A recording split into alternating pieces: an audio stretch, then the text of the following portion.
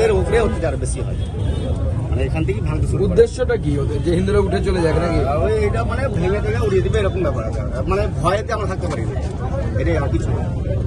এত ভয় লাগে, হ্যাঁ দোকান টোকান ছেড়ে ভাবতে হয়। হ্যাঁ এবারও দোকান টোকান মানে রানিং অবস্থা, দোকান মানে ঝাঁপো ফেলে বাড়িয়ে যে নতুন করে লাগালাম, এটা ভেঙে দিয়েছে। হ্যাঁ এটা ভেঙে সব মাছটা লুটপাট করে দেবে।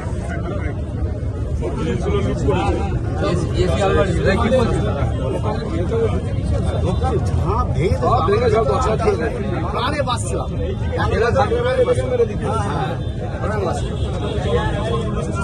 ভয় করবেন না, চলো হয়ে গেছে।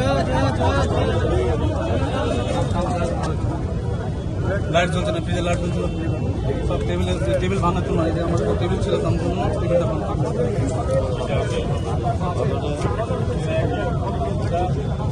ঠিক আছে ভাই, ভরসা দেখো, আমরা আছি, এগুলো দিয়েছি, ঠিক আছে, ভয়ের কিছু।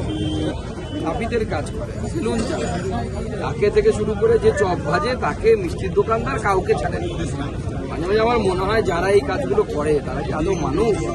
এরা মানুষের মতো দেখতে জন্তু জানে। এটা তো মানুষের সহমর্মিতা, বন্ধু, একসাথে থাকি, পাশাপাশি থাকি, ভালোবাসা, ভালো লাগা থাকি। আপনার প্রতিবেশী হয়ে আমরা কিভাবে এই ধরনের কাজ করতে পারা উচিত নয়, মানুষ হলে পারে। আমার মনে হচ্ছে এরা মানুষ নয়। মা বোনেরা দেখছি হাউমাউ করে কাঁদছে, আপনার কাছে এসে বলছেন এবং তাদের অভিযোগের কথা জানাচ্ছেন। দেখুন, বাংলার পরিস্থিতি আপনি নিয়ে গেছি, সত্যি আমাদের জন্য দুঃখ লস। এই বাংলা তো আমরা কেউ চাই না। আজকে যেখানে বাংলার মেয়েরা সকালবেলা আপনারা দেখেছেন, আমার বুকে কাপড় টেনে খুলে দিয়েছে।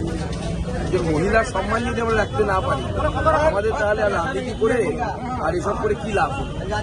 মমতা বন্দ্যোপাধ্যায়ের মুখ্যমন্ত্রী থেকে বা আমারও কেন্দ্রের প্রতিমন্ত্রী থেকে বা সাংসদ থেকে ভগেন মুর্মুর আমার কি লাভ যদি আমরা মহিলাদের, বাঙালি মহিলাদের?